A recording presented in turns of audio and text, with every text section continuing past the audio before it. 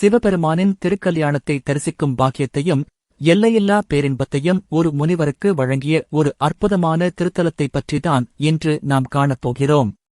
திருவள்ளூர் மாவட்டம் ஊத்துக்கோட்டை தாலுகாவில் குசஸ்தலை ஆற்றின் கரையில் மிகவும் அமைதியாக வீற்றிருக்கிறது திருக்கண்டலம் என்னும் திருத்தலம். பழங்காலத்தில் இந்த புண்ணிய பூமி திருக்கள்ளில் என்று அழைக்கப்பட்டது.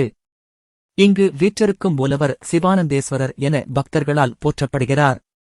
ஒரு காலத்தில் பிருகு முனிவர் சிவபெருமானை தரிசிக்க இந்த திருத்தலத்திற்கு வருகை தந்தார்.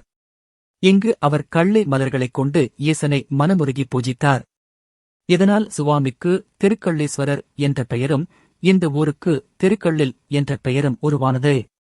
பிருகு முனிவர் சிவபெருமானின் மீது தீவிர பக்தி கொண்டவர். அதனால் அவர் ஈசனை மட்டும் வணங்கி அவரை மட்டுமே சுற்றி வலம் வந்தார். இதை கவனித்த பார்வதி தேவிக்கு தன்மீது முனிவர் கவனம் செலுத்தவில்லையே என்ற கோபம் ஏற்பட்டது. எப்படியாவது முனிவர் தன்னையும் சேர்த்து வணங்க வேண்டும் என்று நினைத்த தேவி சிவபெருமானை ஒட்டியபடி மிக நெருக்கமாக அமர்ந்து கொண்டார். ஆனால் முனிவர் சளைக்கவில்லை. ஒரு சிறிய வண்டு வடிவத்தை எடுத்தார். தேவிக்கும் ஈசனுக்கும் இடையே இருந்த சிறிய இடைவெளியில் நுழைந்து சிவபெருமானை மட்டும் வலம் வந்து தன் பக்தியை நிரூபித்தார் பிருகு முனிவர். அதே சமயத்தில் சிவரது திருமணத்தை நேரில் காண முடியாமல் அகத்திய மாமுனிவர் தென்திசை நோக்கி வந்து கொண்டிருந்தார். தான் விரும்பும் இடங்களில் எல்லாம் இறைவனின் திருமணக் காட்சியை தரிசிக்க வேண்டும் என்று அவர் முன்பே வரம் பெற்றிருந்தார். திருப்பாலைவனம் என்ற திருத்தலத்தை வணங்கிவிட்டு அங்கேயே தங்கியிருந்த அகத்தியரின் கனவில் சிவபெருமான் காட்சியளித்தார். தன் கனவில் திருக்கள்ளில் திருத்தலத்தையும் அங்குள்ள தீர்த்தத்தையும் குறிப்பால் உணர்த்தி சோமாஸ்கந்தராக காட்சி தந்து அருளினார் ஈசன். இறைவனின் கட்டளையை ஏற்று அகத்திய மாமுனிவர் மறுநாளே இந்த திருத்தலத்திற்கு தேடி வந்தார். அங்கு சிவபெருமான் அம்பாளுடன் திருமணக் காட்சி காட்டியருளியதோடு முருகனோடு சோமாஸ்கந்தராகவும் காட்சி தந்தார்.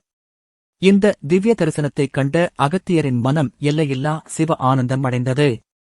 மூலவரின் மேல் உள்ள கஜபிருஷ்ட விமானம், சுந்தர விநாயகர் மற்றும் பிரம்ம முருகன் தரிசனம், சுவாமி அம்பாள் சன்னதியில் எப்போதும் எரியும் அணையா விளக்கு என இந்த ஆலயம் பல சிறப்புகளைக் கொண்டுள்ளது. இந்த ஆன்மீக தகவல் உங்களுக்கு பிடித்திருக்கும் என்று நம்புகிறேன்.